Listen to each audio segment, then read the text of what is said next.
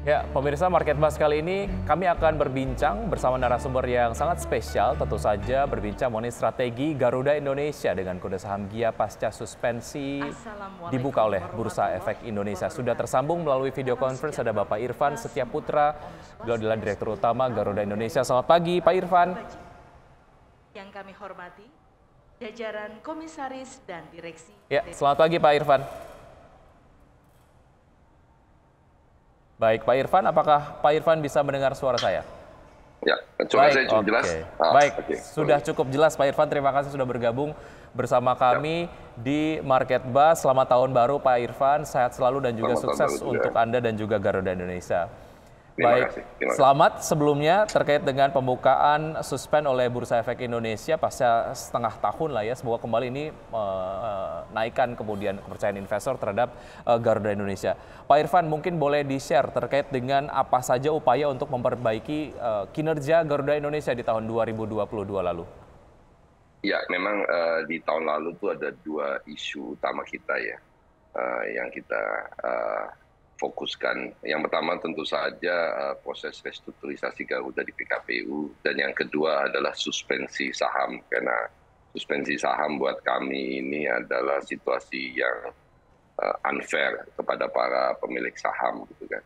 Jadi itu yang kita lakukan dua hal, tapi di samping itu kita mempersiapkan sebenarnya sedini mungkin di awal tahun 2022 untuk memastikan bila restrukturisasi berhasil, kita bisa mengeksekusi apa yang kita janjikan selama proses restrukturisasi. Jadi selama proses restrukturisasi di PKPU itu kita menyampaikan kepada seluruh kreditur mengenai rencana-rencana bisnis kita ke depan.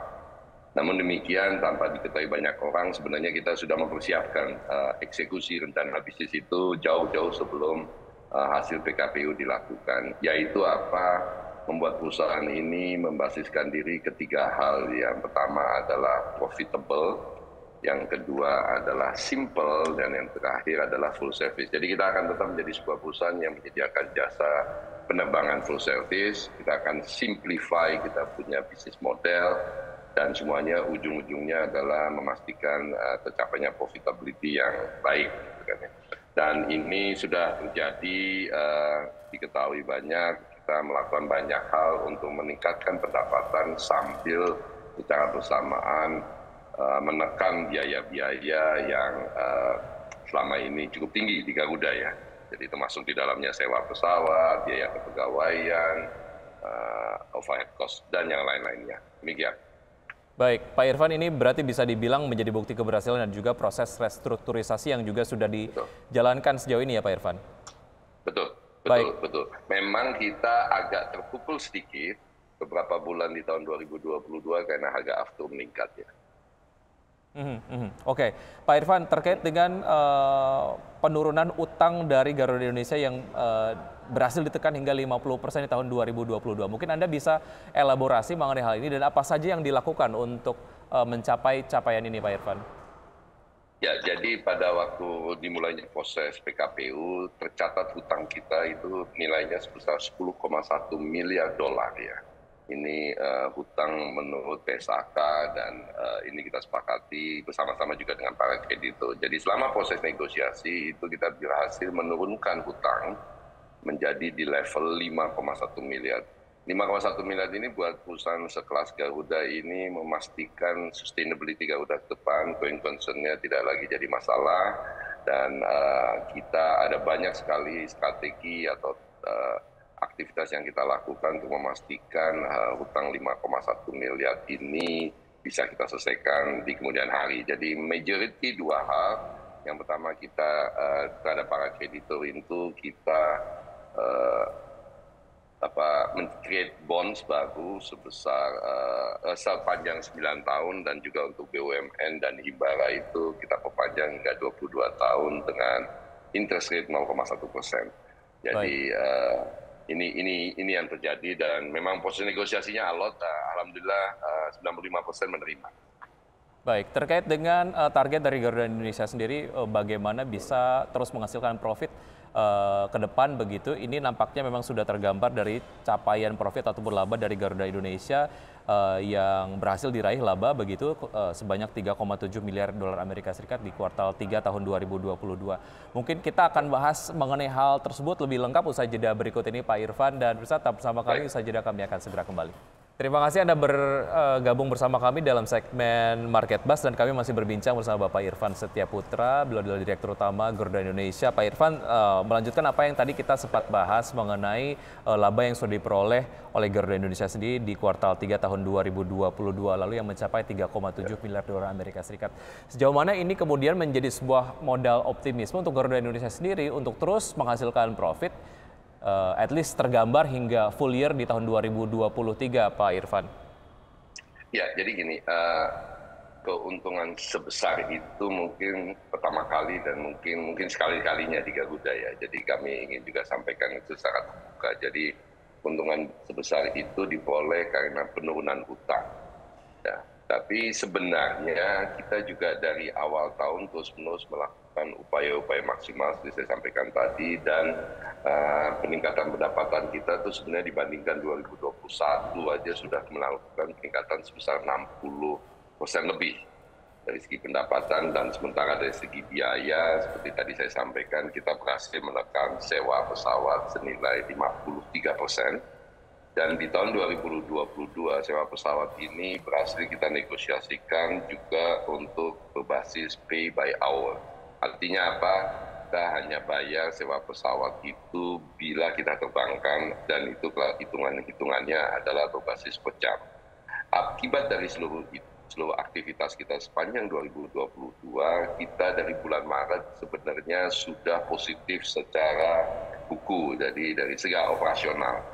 Jadi pendapatan kita melebihi daripada pengeluaran kita, sesuatu yang selama ini mungkin buat teman-teman pemegang saham Garuda suka deg-degan melihatnya karena merahnya lebih tinggi daripada birunya. Tapi saya dengan bangga bisa menyatakan kita sekarang sudah lebih sering birunya di atas merah, dan ini sudah ditunjukkan dari bulan Maret tahun 2022, sehingga kita cukup dan sangat optimis menghadapi 2023 ini. Pertama, fundamentalnya sudah kita perbaiki, hutang sudah kita settle, kesepakatan dengan kreditur sudah kita capai, kondisi COVID juga membaik, Pak Presiden juga sudah melepas PPKM, kita mulai membuka beberapa rute baru, baik domestik maupun internasional, disambut dengan hangat.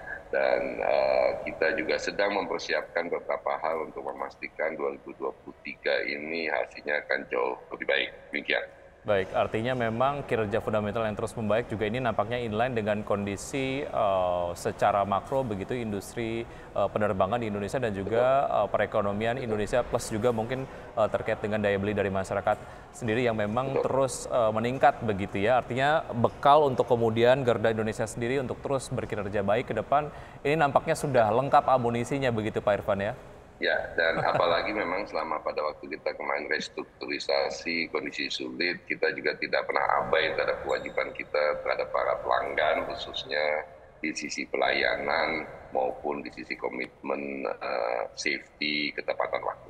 Baik, baik. Ya, dan pemirsa tetap bersama kami karena saat ini kita akan langsung menuju ke Gedung Bursa Efek Indonesia. Pak Irfan tetap di tempat Anda, nanti perbincangan kita kemudian akan lakukan setelah kita mengikuti prosesi IPO dari Gedung Bursa Efek Indonesia. Kita ke Gedung Bursa Efek Indonesia untuk mengikuti prosesi IPO di sana.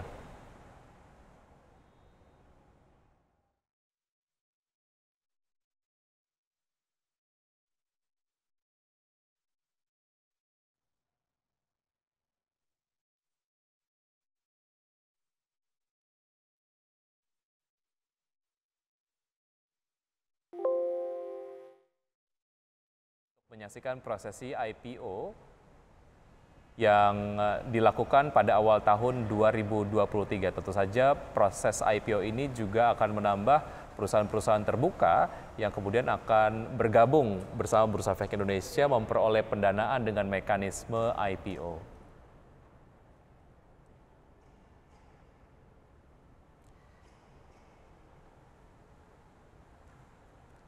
Dan IPO yang dilakukan di awal tahun ini juga membantu capaian target dari Bursa Efek Indonesia sendiri untuk terus menambah perusahaan-perusahaan untuk melakukan IPO dari berbagai macam papan perdagangan. Jika tadi kita sempat membahas mengenai industri kreatif yang memang didorong untuk melakukan IPO di tahun 2023, semoga ini kemudian dapat menghasilkan sebuah papan perdagangan yang cukup friendly untuk industri kreatif yang ada di Indonesia. Jika Anda kemudian ingat beberapa waktu yang lalu terdapat papan perdagangan baru di Bursa Efek Indonesia, itu adalah papan perdagangan untuk perusahaan-perusahaan berbasis teknologi begitu ya, yang memang dikatakan banyak orang ini adalah sebuah papan perdagangan yang cukup friendly untuk perusahaan-perusahaan berbasis teknologi, dan semoga ini menjadi trigger untuk berbagai macam perusahaan-perusahaan teknologi untuk dapat menggelar IPO-nya di Indonesia ataupun di Bursa Efek Indonesia.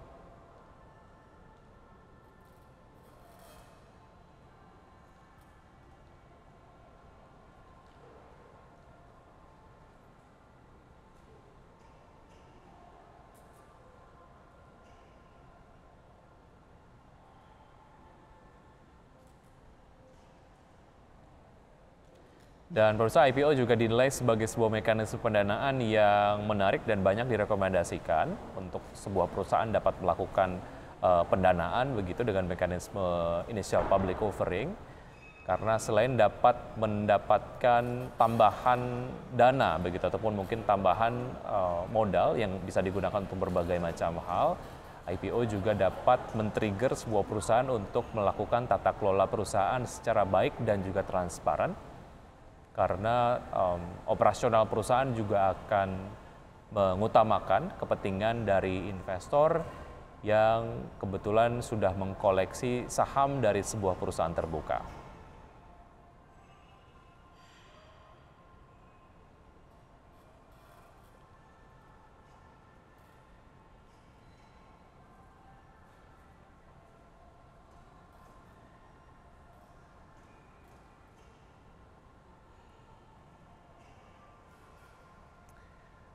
Ya, sambil menunggu visual begitu dari Bursa Efek Indonesia terkait dengan IPO di sana, kita akan terlebih dahulu sejenak, kami akan segera kembali.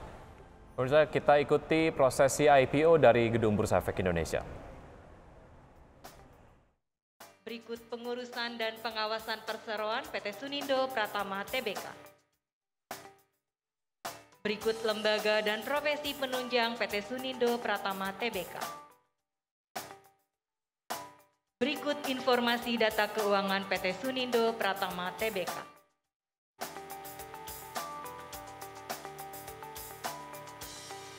Berikut kami sampaikan informasi pencatatan perdana saham PT Cakra Buana Resources Energy Tbk.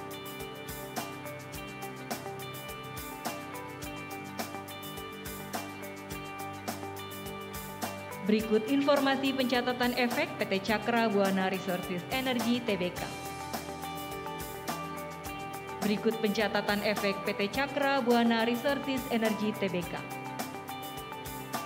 Berikut pengurusan dan pengawasan perseroan PT Cakra Buana Resources Energy Tbk. Berikut lembaga dan profesi penunjang PT Cakra Buana Resources Energy Tbk. Dan berikut informasi data keuangan PT Cakra Buana Resources Energy Tbk.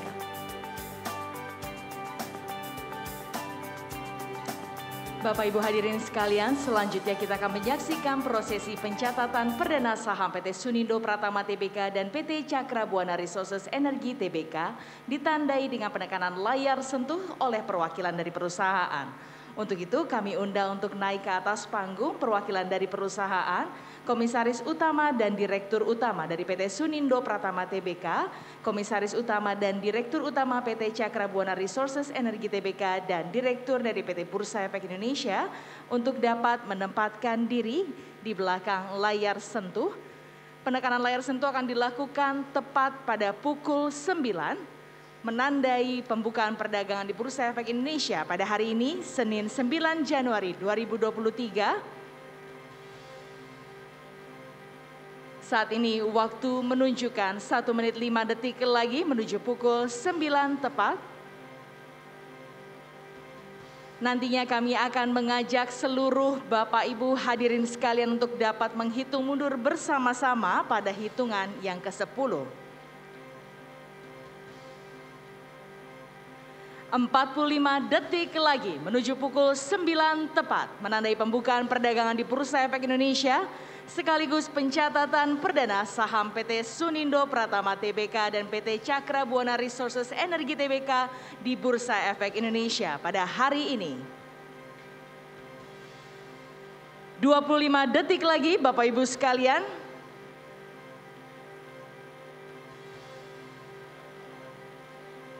Baiklah Bapak Ibu hadirin sekalian, mari kita hitung mundur bersama-sama.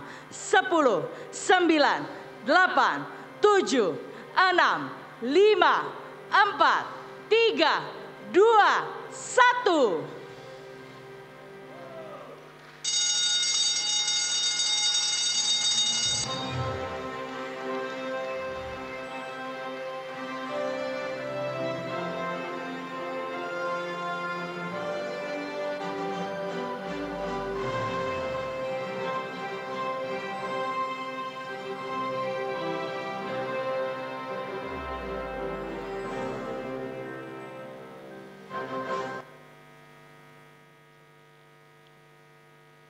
Selanjutnya kita akan melihat pergerakan saham pada layar monitor. Transaksi PT Sunindo Pratama Tbk telah terjadi pada posisi harga Rp326. Total frekuensi sampai dengan saat ini sebesar 286 kali transaksi dengan total volume saham sebesar 43.000 lot. Untuk total nilai transaksi sebesar 2,2 miliar rupiah. Transaksi PT Cakra Buana Resources Energi Tbk telah terjadi pada posisi harga Rp145. Total frekuensi sampai dengan saat ini sebesar 3.200 kali transaksi dengan total volume saham sebesar 346.000 lot dengan total nilai transaksi sebesar 5. Ya, pemirsa, baru saja kita simak prosesi initial public offering yang dilakukan di Main Hall Bursa Efek Indonesia. Dua perusahaan yang melakukan IPO hari ini adalah PT Cakra Buana Resources Energi Tbk dengan kode saham CBRE dan juga PT Sunindo Pratama Tbk dengan kode saham SUNI, dan CBRE dan juga SUNI menjadi emiten ke-5 dan ke-6 yang melantai di bursa saham sepanjang tahun berjalan tahun 2023. CBRE menetapkan harga penawaran umum saham perdana alias IPO di harga Rp108 per lembar saham. Dan sebelumnya CBRE juga telah melakukan penawaran awal dengan rentang Rp100 hingga Rp110 per lembar saham, di mana masa penawaran umum telah berlangsung sejak 2 Januari hingga 5 Januari. Dan tentu saja untuk spesifik CBRE sendiri sudah melepas sebanyak 738 juta saham atau sebesar 16,26% dari modal ditempatkan dan disetor setelah penawaran umum. Sehingga keseluruhan nilai dari penawaran umum perdana saham yang dilakukan oleh CBRE adalah sebanyak 79,7 miliar rupiah. Dan kami masih akan melakukan perbincangan bersama Direktur Utama PT Garuda Indonesia, Bapak Irfan Setiaputra, yang saat ini masih kemudian kita coba hubungi. Tadi kita berbincang mengenai bagaimana sebetulnya performa dari Garuda Indonesia tahun 2022 dan menyimak apa yang menjadi indikator-indikator pendukung pertumbuhan dari Garuda Indonesia secara optimis ke depan begitu ya di tahun 2023 sendiri. Dan kita sudah tersambung kembali dengan Bapak Irfan Setiaputra. Pak Irfan. Siap. Baik, Pak Irfan, Anda sempat menyampaikan terkait dengan kondisi dari market sendiri, terkait dengan penerbangan domestik lah ya. Ada satu statement yang juga cukup menarik, ke depan yang namanya harga tiket pesawat ya akan tetap tinggi begitu, karena mempertimbangkan banyak hal lah. Tapi terkait dengan pernyataan tersebut, saya yakin ini dibekali ataupun didasari dengan alasan yang memang sangat-sangat kuat begitu terkait dengan daya beli dari masyarakat sendiri dan juga demand yang memang tetap tinggi begitu ya. Mungkin Anda bisa elaborasi sedikit Pak Irfan terkait dengan gambaran demand di pasar domestik sendiri di tahun 2022 seperti apa dan proyeksi di tahun 2023 akan seperti apa Pak Irfan? Ya, terkait dengan harga tiket, mohon difahami memang Garuda ini mengambil posisi di atas dan diketahui juga, mohon juga diketahui bahwa harga tiket pesawat di Indonesia ini menganut rezim di mana ditentukan tarif batas atasnya untuk penerbangan ekonomi. Jadi Garuda selama ini tidak pernah melewati batas itu. Kita konsisten mengikuti aturan pemerintah. Pada waktu tahun lalu pemerintah 2 kali memberikan izin kita menaikkan harga TBA ini karena terkait dengan surcharge peningkatan harga aftur. Yang pertama 15%, kita ikut. Yang kedua 10%. Kita memutuskan untuk tidak menaikkan. Kenapa? Karena memang kita melihat bahwa pada saat itu harga aftur sudah menunjukkan indikasi menurun. Jadi kalau kita lihat itu, namun demikian kami hampir setiap minggu, kalau tidak boleh dikatakan hampir setiap hari juga kita mengadakan beberapa promo-promo harga tiket untuk menyingkapi kebutuhan teman-teman yang ingin bepergian dengan Garuda, tapi berharap harga tiketnya lebih murah. Sementara untuk demand ya, jadi 2022 kita sudah mulai haji, walaupun masih sangat terbatas. Umroh juga sudah dimulai. Itu salah satu area di mana Garuda selama ini memperoleh banyak sekali pendapatan dengan jumlah penumpang yang cukup tinggi. Juga kita melihat peningkatan penerbangan domestik maupun internasional. Jadi berdasarkan data-data tersebut dan kemudian juga melihat apa yang terjadi selama akhir tahun ini, kita sangat optimis akan ada peningkatan jumlah penumpang di tahun 2023, apalagi baru saja Pak Menteri Agama menyampaikan bahwa Indonesia tahun ini kuota hajinya kembali normal 100%, sekitar 220 ribuan jamaah. Ini kita harapkan bisa juga meningkatkan performansi Garuda. Dan juga ada beberapa rute-rute baru kita buka di penghujung 2022, di mana rute-rute tersebut khususnya terbang ke Denpasar dari luar negeri. Kenapa kita lakukan itu? Dengan sengaja kita berharap bahwa kita bisa membawa wisatawan asing langsung ke Denpasar dari Korea, Jepang, Australia maupun Singapura, dan kita juga sedang memonitor dan melihat possibility kemungkinan ke depan untuk menambah rute-rute baru. Tapi yang jelas di tahun 2023 ini kita akan terus-menerus meningkatkan frekuensi terkait juga dengan ketersediaan pesawat yang serviceable yang kita miliki. Namun demikian saya ingin selalu menyampaikan kepada para analis bahwa marilah kita sama-sama berhati-hati melihat data pertumbuhan jumlah penumpang, karena di 2022 ini tidak bisa dinafikan bahwa komponen peningkatan jumlah penumpang itu sangat dipengaruhi oleh apa yang disebut dengan revenge travel ya. Jadi setelah berapa tahun tidak bisa pergi-pergian, tidak bisa terbang, ini banyak sekali teman-teman kita melakukan penerbangan dan melakukan penerbangan dalam kuantitas yang lebih tinggi daripada dalam kondisi normal. Jadi sebagai satu contoh, bila biasanya kita Jakarta Bali dalam setahun 4-5 kali, ini sudah banyak teman-teman yang Jakarta Bali dalam 10 bulan terakhir sudah terbang lebih dari 10 maupun 12 kali. Demikian. Baik, menarik terkait dengan pembukaan rute-rute baru dari Denpasar ke luar negeri ini juga akan memberikan dampak terhadap jumlah WNA yang kemudian akan masuk ke Indonesia dan juga menyumbangkan devisa begitu ya Pak Irfan ya. Baik, kita sudah ada di ujung acara Pak Irfan. Namun kemudian satu pertanyaan yang saya ingin tanyakan kepada Pak Irfan adalah tentu saja mengenai optimisme Pak Irfan dan juga Garuda Indonesia melewati 2023 ke depan. Seperti apa Pak Irfan? Ya, bila kondisi COVID seperti ini, bila peraturan perjalanan seperti yang disampaikan oleh Pak Presiden tidak lagi dibatasi, saya sangat optimis bahwa selain industri ini akan tumbuh pesat, tapi juga Garuda akan juga bisa memaksimalkan upaya Garuda untuk meningkatkan profitability.